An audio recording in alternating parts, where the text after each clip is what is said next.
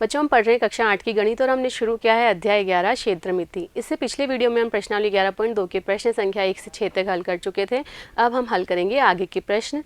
तो देखते हैं प्रश्न संख्या 7 क्या दिया गया है। देखिए, किसी भवन के फर्श में समचतुर्भुज के आकार की 3000 टाइलें हैं और इनमें से प्रत्येक के विकर्ण 45 सेंटीमीटर और 30 सेंटीमीटर लंबाई के हैं। देखिए क्या दिया गया है, कोई एक फर्श दिया गया है जिसमें समचतुर्भुज आकार की, समचतुर्भुज कैसा होता है, समचतुर्भुज आकार की टाइल्स लगी हुई है जिसके विकर्ण आपको दिए गए हैं। विकर्ण है 45 और 30। और ऐसी कितनी टाइल्स लगी हुई है इस पूरे फर्श पर? 3000 टाइलें लगी हुई है समचतुर्भुज आकार की। ठीक है, तो 4 रुपये प्रति वर्ग मीटर की दर से इस फर्श को पॉलिश करने का व्यय आपको ज्ञात करना है। तो इसका मतलब क्या हुआ, आपको इस फर्श का क्षेत्रफल ज्ञात करना होगा। अब क्षेत्रफल कैसे ज्ञात करेंगे, तो यहाँ पर ये बताया गया है कि समचतुर्भुज आकार की कितनी टाइल्स लगी हुई है, 3000। तो सबसे पहले यदि आपको एक टाइल का क्षेत्रफल ज्ञात हो जाए, वो कहाँ से होगा, ये आपको विकर्ण दिए गए हैं। तो समचतुर्भुज का क्षेत्रफल क्या होता है, विकर्णों का गुणनफल बटा 2। तो यहाँ से आपको क्या निकल जाएगा, समचतुर्भुज का क्षेत्रफल, मतलब एक टाइल का क्षेत्रफल निकल जाएगा।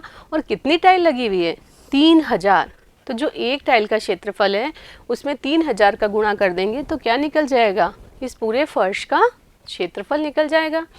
फिर आपको पूछा है कि 1 मीटर स्क्वायर पर पॉलिश कराने का खर्चा है 4 रुपये। तो जो भी उत्तर आएगा उतने में कितने रुपए का खर्चा होगा। क्लियर हुआ? तो करते हैं हल। देखिए, एक टाइल का क्षेत्रफल कैसे निकल जाएगा, 1/2 into D1 D2। D1 D2 क्या है, इसके विकर्ण, D1 इंटू D2। तो कितना हो जाएगा, 1/2। D1 और D2 का मान है 45 और 30। काटेंगे यहाँ से 15, गुणा करते हैं 15 5 75 होता है, हासिल आई 7, 15 चौक 60 और 7, तो यह हो गया 675 सेंटीमीटर स्क्वायर। ये क्या निकला है, एक टाइल का क्षेत्रफल। और कितनी टाइलें लगी हुई है, 3000। तो क्या हो जाएगा, इसलिए फर्श का क्षेत्रफल, फर्श का क्षेत्रफल बराबर कितना हो जाएगा, 3000 गुणा एक टाइल का क्षेत्रफल, क्योंकि 3000 टाइलें लगी हुई हैं। तो कितना आ जाएगा, देखिए, 3 5 तिया 15, हासिल आई 1, 7 तिया 21 और 1 22, हासिल आई 2, 6 तिया 18 और 2 20। पीछे कितने शून्य है, 1 2 3 सेंटीमीटर स्क्वायर। क्लियर है यहाँ तक? फर्श का क्षेत्रफल कैसे निकला। अब देखिए क्या दिया गया है, 4 रुपये प्रति वर्ग मीटर, वर्ग मीटर में दिया गया है। तो इसको आपको बदलना पड़ेगा मीटर स्क्वायर में। तो क्या करना होता है मीटर स्क्वायर में बदलने के लिए, देखिए, 2025000 बटा 100 इंटू 100, 100 इंटू 100। ये कैसे हुआ बताती हूँ मैं। तो ये हो जाएगा मीटर स्क्वायर में। ये कैसे हुआ, देखिए, आपको ये पता है 100 सेंटीमीटर बराबर होता है 1 मीटर। क्लियर? तो 1 सेंटीमीटर बराबर कितना हो जाएगा, 1/100 मीटर। तो 1 सेंटीमीटर स्क्वायर कितना हो जाएगा, यदि यहाँ पर 1 सेंटीमीटर स्क्वायर होता तो कितना होता, 1/100 इंटू 1/100 मीटर स्क्वायर। क्लियर है?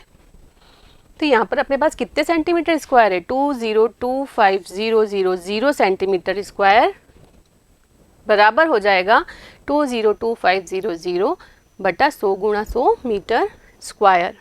क्लियर हुआ? यहाँ पर सेंटीमीटर स्क्वायर है, उसको आपको मीटर स्क्वायर में बदलना है। तो हम जानते हैं कि 1 सेंटीमीटर बराबर होता है 1/100 मीटर के। तो 1 सेंटीमीटर स्क्वायर बराबर हो जाएगा 1/100 इंटू 1/100 मीटर स्क्वायर। तो 100 इंटू 100 का क्या लगाना होगा, आपको भाग लगाना होगा। तो करते हैं आगे, ये 2 0 से 2 0, ये 1 0 से 1 0 कट गया, ये 10 है यहाँ पर, तो 1 के बाद पॉइंट लगा देंगे। तो ये कितना हो जाएगा, 202.5 मीटर स्क्वायर। तो ये क्या निकला, अभी फर्श का, इस पूरे फर्श का क्षेत्रफल। अब देखिए पॉलिश कराने का खर्चा, इसलिए पॉलिश का खर्चा कितना हो जाएगा। देखिए 1 मीटर स्क्वायर पर पॉलिश का खर्चा 4 रुपये है, तो इतने मीटर स्क्वायर पर कितना खर्चा होगा, तो इसका गुणा कर देंगे। कितना आ जाएगा, देखिए 5 चौक 20, 4 दूनी 8 और 2 10, 1 4 दूनी 8, तो 810 रुपये कुल खर्चा होगा पॉलिश कराने का। क्लियर हुआ। क्या किया हमने, एक टाइल का क्षेत्रफल निकाल लिया, 3000 का उसके अंदर गुणा कर दिया, तो इस फर्श का क्षेत्रफल निकल गया और उसको चेंज कर दिया है मीटर स्क्वायर में। अब 1 मीटर स्क्वायर का खर्चा 4 रुपये है, तो 202.5 मीटर स्क्वायर का खर्चा कितना होगा, तो इससे गुणा कर दिया, तो ये आ गया 810 रुपये। क्लियर। अब देख लीजिए लिखने का तरीका क्या रहेगा आपका, फर्श का क्षेत्रफल बराबर 3000 इंटू एक टाइल का क्षेत्रफल। इसको हल किया आपने, तो ये आ गया 810 रुपये। ये तो हो गया क्षेत्रफल यहाँ तक, और ये है पॉलिश का खर्चा। पॉलिश कराने का खर्चा बराबर 4 इंटू 202.5 बराबर 810 रुपये। क्लियर है। चलते हैं अगले प्रश्न पर। प्रश्न संख्या 8। देखिए क्या दिया गया है। मोहन एक समलंब के आकार का खेत खरीदना चाहता है। ये खेत है समलंब के आकार का, ये खरीदना चाहता है। इस खेत की नदी के साथ वाली भुजा, ये नदी है, नदी के साथ वाली भुजा सड़क के साथ वाली भुजा के समांतर है। ये सड़क के साथ वाली भुजा के समांतर है और लंबाई में दुगुनी है। ये भुजा इस भुजा की दुगुनी है। यदि ये भुजा x है तो ये भुजा कितनी हो जाएगी, 2x, दुगुनी है। आगे देखिए, यदि इस खेत का क्षेत्रफल आपको दिया गया है, इस समलंब का क्षेत्रफल दिया गया है 10,500 मीटर स्क्वायर, तो और दोनों समांतर भुजाओं के बीच की लंबवत दूरी ये दी है 100 मीटर, तो नदी के साथ वाली भुजा की आपको लंबाई ज्ञात करनी है। इस 2x की लंबाई आपको बतानी है। तो कैसे करेंगे, देखिए समलंब के क्षेत्रफल का सूत्र हम जानते हैं, तो देखिए हल क्या हो जाएगा, खेत का क्षेत्रफल, खेत कौन सी आकृति का दिया गया है, समलंब, तो उस समलंब का क्षेत्रफल कितना होता है, 1/2 इंटू h, इन दोनों के बीच की दूरी जो कि दी गई है 100, तो 100 h की जगह लिख दिया 100, इंटू समांतर भुजाओं की लंबाइयों का योग। अब समांतर भुजाएं कौन सी है, x और 2x। क्लियर। तो हल करेंगे तो क्या आ जाएगा, 1/2 इंटू 100 इंटू 3x। अब इसका क्षेत्रफल भी आपको दिया गया है 10,500, तो यहाँ क्या लिख देंगे 10,500, यहाँ लिख दिया 10,500। अब ये इक्वेशन बन गई, हल करना है। x को यहीं रहने देते हैं 3x, बाकी सारी चीज़ों को पक्षांतरण कर देते हैं, 2 भाग में तो चला जाएगा गुणा में, 10,500 गुणा 2 और 100 गुणे में वो चला जाएगा भाग में। तो देखिए कुछ कट रहा है, 1 0 से 1 0 से 1 0, तो 3x बराबर आ रहा है 5 दूनी 10, 1 2 एकम 2, 210। तो x बराबर कितना हो जाएगा, 210/3। काटते हैं, 3 सत्ते 21 0, तो x का मान आ रहा है 70 मीटर में है, तो ये मीटर। अब आपको पूछा है नदी के साथ वाली भुजा की लंबाई, तो नदी के साथ वाली भुजा तो 2x मीटर की है, तो क्या लिख देंगे, इसलिए नदी के साथ वाली भुजा बराबर 2x बराबर 2 इंटू 70 बराबर 140 मीटर। क्लियर हुआ। क्या दिया गया था आपको, खेत समलंब की आकृति का, समलंब का क्षेत्रफल क्या होता है, 1/2 इंटू h इंटू समांतर भुजाओं की लंबाइयों का योग। तो सूत्र में मान रखा आपने, यहाँ से निकल गया x का मान, और आपको नदी के साथ वाली भुजा की लंबाई पूछी जो 2x मानी थी हमने, तो 2 गुणा x मतलब 2 इंटू 70 140 मीटर आई। क्लियर। तो देख लीजिए इसको लिखने का तरीका क्या रहेगा। माना कि समलंब के आकार के खेत की समांतर भुजाएं x मीटर और 2x मीटर है, तब इनका क्षेत्रफल कितना हो जाएगा, मान रख दिया, तो ये आ रहा है 150 x मीटर स्क्वायर, परंतु दिया गया है खेत का क्षेत्रफल 10,500 के बराबर। इसने क्या किया कि पूरा यहाँ तक हल कर लिया क्षेत्रफल, और क्षेत्रफल हमको दिया है 10,500 के बराबर, ये बराबर रख के 150 x बराबर आ गया 10,500 के बराबर, तो यहाँ से x का मान निकल गया 70 और नदी के साथ वाली भुजा की लंबाई 2x है अर्थात 170 मीटर है। क्लियर? कितनी आ जाएगी? नदी के साथ वाली भुजा की लंबाई 140 मीटर। क्लियर? चलते हैं अगले प्रश्न पर। प्रश्न संख्या 9। देखिए क्या दिया गया है। एक ऊपर उठे हुए चबूतरे की ऊपरी पृष्ठ अष्टभुज के आकार का है। ये अष्टभुज के आकार का है चबूतरे का ऊपरी पृष्ठ, जैसा कि आकृति में दर्शाया गया है।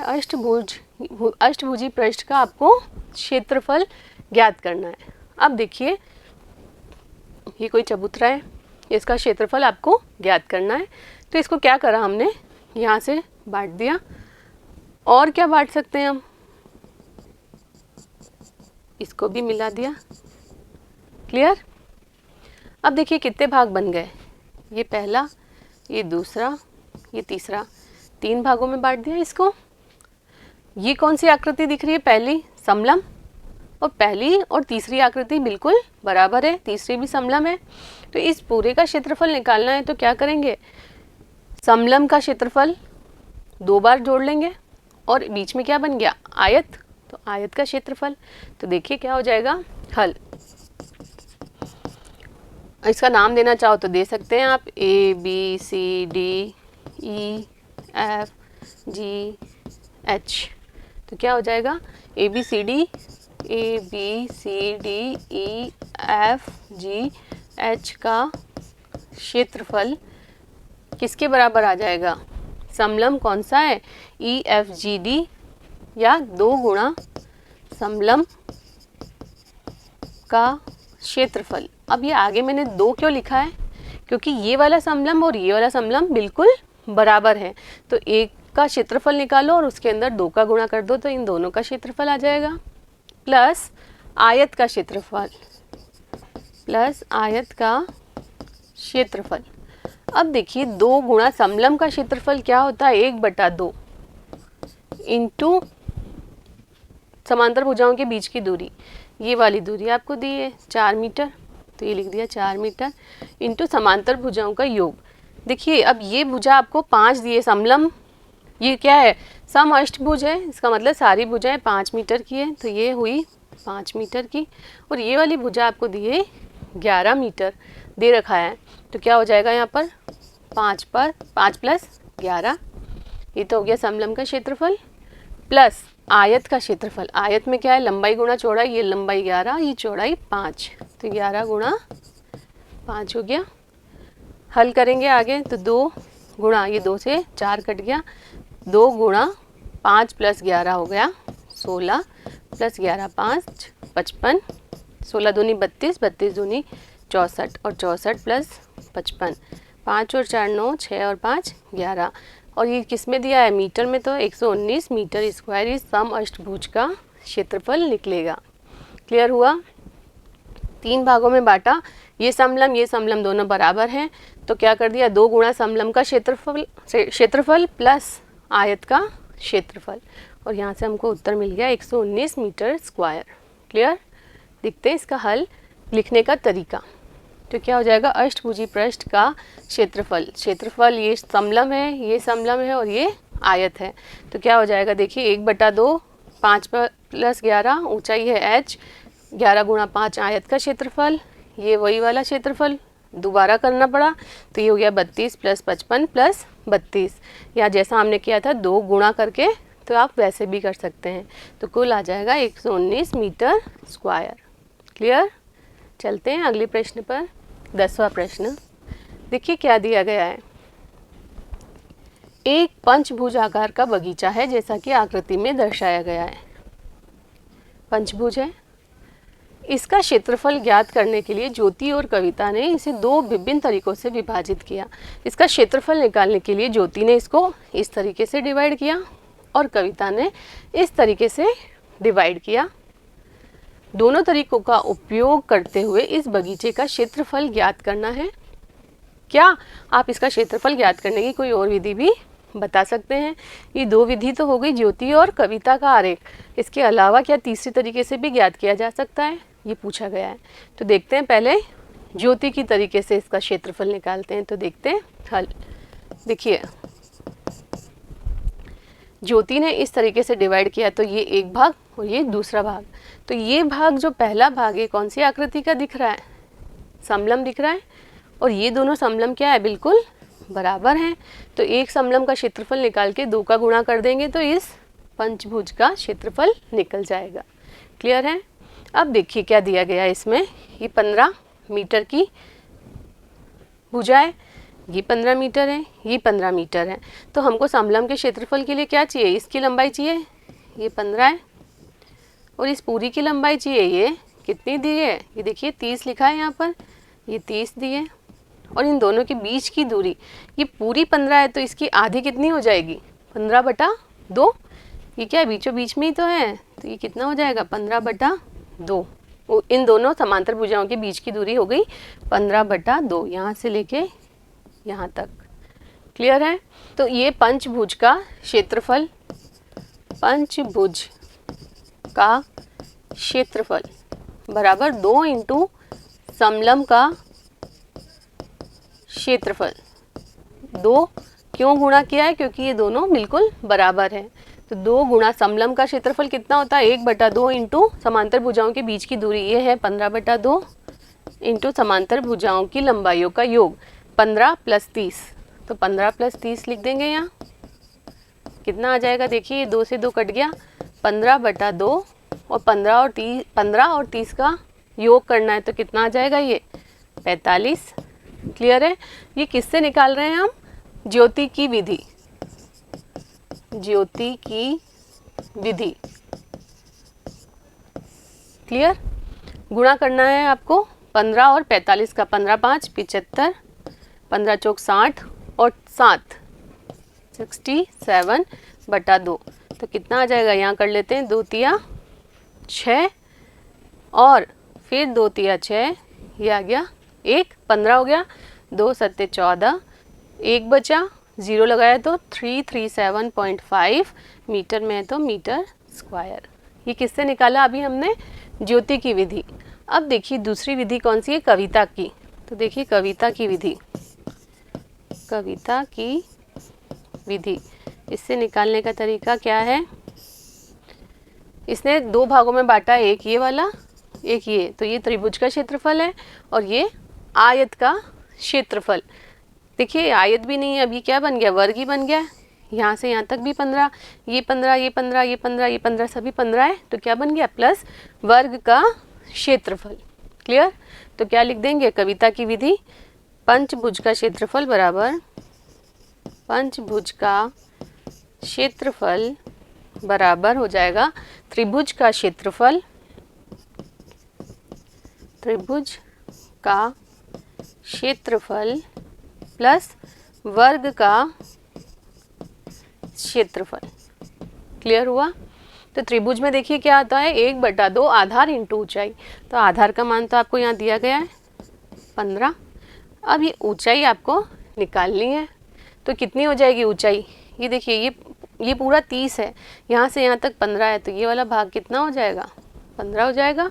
तो इसका मतलब जो त्रिभुज की ऊंचाई है वह भी कितनी है? 15 ही होगी। और वर्ग का क्षेत्रफल 15 × 15, लंबा भुजा स्क्वायर, भुजा 15 है तो 15 × 15। क्लियर है? तो देखते हैं आगे। बराबर कितना हो जाएगा? त्रिभुज का क्षेत्रफल 1/2 इंटू आधार इंटू ऊंचाई। ऊंचाई कितनी है? देखिए अभी देखा हमने 15 है, तो 1/2 इंटू 15 इंटू 15 प्लस वर्ग का क्षेत्रफल भुजा स्क्वायर, तो 15 इंटू 15। क्लियर हुआ? तो ये किसके बराबर हो जाएगा? देखिए 15 15 225 होता है, हम जानते हैं, बटा 2 प्लस 15 × 15 225। ये कितना हो जाएगा? देखिए 2 एकम 2, 2 एकम 2, 2 दूनी 4, 1 बचा, 0 आया, 10 हो गया, 2 पंजे 10 प्लस 225। तो कितना हो गया? देखिए 5 और 2 7, 2 और 1 3, 2 और 1 3.5 मीटर स्क्वायर। तो ये किसकी विधि से देखा हमने? कविता की विधि से देखा। तो दोनों से 337.5 मीटर स्क्वायर इसका क्षेत्रफल निकल रहा है। क्लियर हुआ ये वाला प्रश्न यहाँ तक। अब तीसरा इसमें पूछा है कि क्या आप इसका क्षेत्रफल ज्ञात करने की कोई और विधि भी बता सकते हैं। तो देखिए कैसे हो जाएगा। तीसरी विधि, इसमें हमने क्या किया,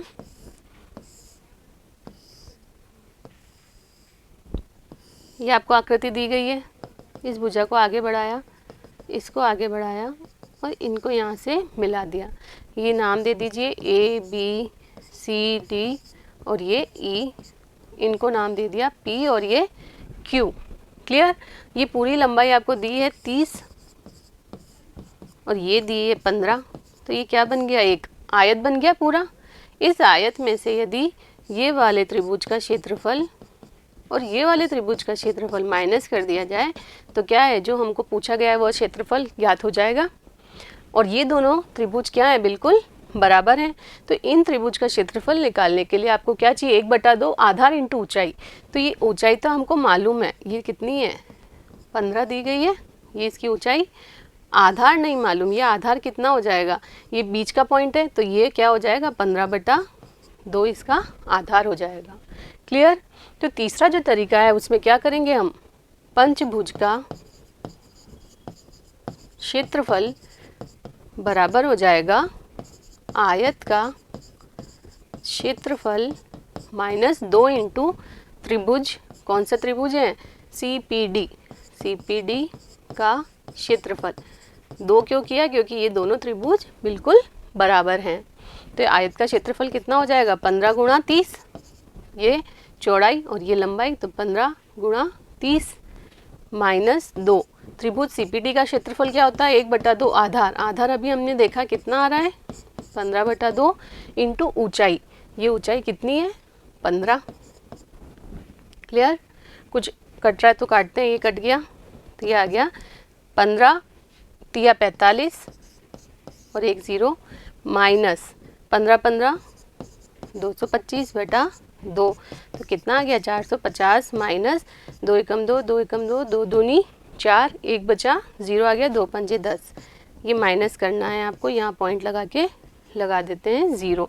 10 में से 5 गए तो बच गए 5, ये हो गए 9, 9 में से 2 गए तो 7, ये हो गए 4, 4 में से 1 गए तो 3 और फिर 4 में से 1 गए तो 3, 337.5 मीटर स्क्वायर प्राप्त हुआ। यही प्राप्त हो रहा था कविता से भी। तो इसका मतलब ये जो तीसरी विधि है ये भी की जा सकती है इसका क्षेत्रफल ज्ञात करने के लिए। समझ में आया। तो देखते हैं इसका लिखने का तरीका क्या रहेगा। ये ज्योति का तरीका, पंचभुजाकार बगीचे का क्षेत्रफल 2 इंटू समलंब का क्षेत्रफल, ये निकल गया। कविता का तरीका, क्षेत्रफल वर्ग का और क्षेत्रफल त्रिभुज का। क्लियर। और इसका क्षेत्रफल ज्ञात करने का अन्य तरीका है वांछित क्षेत्रफल बराबर कितना है, क्षेत्रफल आयत का माइनस 2 इंटू क्षेत्रफल त्रिभुज का। क्लियर। तो आपको लिखने का तरीका यहाँ से देखना है। चलते हैं अगले प्रश्न पर, 11वां। देखिए क्या दिया है, संलग्न पिक्चर फ्रेम के आरेख की बाहरी एवं अंतः विमाएं क्रमशः 24 सेंटीमीटर इंटू 28 सेंटीमीटर है। ये बाहरी सीमाएं 24 सेंटीमीटर, ये 28 सेंटीमीटर है, एवं अंदर वाली है 16 इंटू 20, ये 16 और ये 20। यदि फ्रेम के प्रत्येक खंड की चौड़ाई समान है तो प्रत्येक खंड का क्षेत्रफल आपको ज्ञात करना है। प्रत्येक खंड की चौड़ाई समान है मतलब ये जो चौड़ाई दी है वो समान है। तो प्रत्येक खंड, जो ये खंड बने हैं, ये वाला खंड और ये वाला खंड बराबर है, इनका क्षेत्रफल आपको ज्ञात करना है। फिर ये वाला खंड और ये वाला खंड बराबर है, इनका क्षेत्रफल आपको ज्ञात करना है। तो सबसे पहले प्रत्येक खंड की चौड़ाई तो समान है तो उनकी चौड़ाई निकाल लेते हैं। कितनी हो जाएगी, देखिए हल। प्रत्येक खंड की चौड़ाई क्या हो जाएगी, देखिए ये कुल दिया गया है आपको 24 सेंटीमीटर का, जो कुल दिया है मतलब यहाँ से लगाकर यहाँ तक की लंबाई है 24। क्लियर। अब क्या बताया है कि ये वाला जो भाग है ये दे रखा है आपको 16, यहाँ से यहाँ तक की दूरी है 16, तो 24 में से 16 घटे तो कितना है 8। इसका मतलब ये जो बची हुई दूरी है ये और ये कितनी हो जाएगी 8 सेंटीमीटर की। क्लियर। 8 सेंटीमीटर ये कर दिया 8 सेंटीमीटर इन दोनों की लंबाइयों का योग। अब ये चौड़ाई तो समान है, इसका मतलब ये भाग और ये भाग बराबर है, तो 8/2 हो जाएगा। तो इसका मतलब ये भाग निकल जाएगा 4 और ये भाग निकल जाएगा 4। क्लियर हो रहा है ये कैसे हुआ? तो इसका मतलब ये चौड़ाई तो समान है, तो ये वाली दूरी भी कितनी हो गई 4, ये भी कितनी हो गई 4। क्लियर? अब ये तो समलम है, ये भी समलम है, ये भी समलम है, ये भी समलम है, तो समलम का क्षेत्रफल का सूत्र तो हम जानते हैं 1/2 इंटू ऊंचाई। ऊंचाई हमने निकाल ली अभी 4 और समलम भुजाओं की लंबाइयाँ सबकी दी गई है आपको, तो सूत्र में मान रखेंगे और इनका क्षेत्रफल निकल जाएंगे। तो देखिए सबसे पहले प्रत्येक खंड की चौड़ाई हमने निकाल ली। नाम दे दीजिए A B C D, ये हो गए P Q R S। तो चौड़ाई कितनी हो जाएगी AB minus P Q, AB minus P Q बटा 2। AB कितना है 24 माइनस पी क्यू है 16/2, मतलब 8/2 बराबर 4 सेंटीमीटर। क्लियर है? ये चौड़ाई निकाल ली हमने।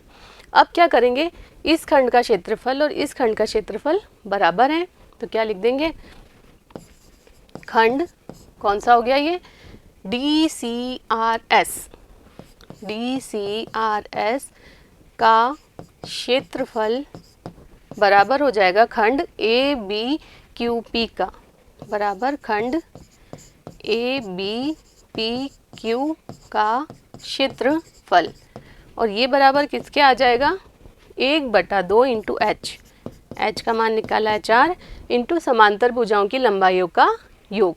अब समांतर भुजाएं कौन सी है 16 + 24, 16 + 24 कितना आ जाएगा 1/2 इंटू 4 इंटू 16 और 24, 6 और 4 10, 2 3 4, ये आ गया 20।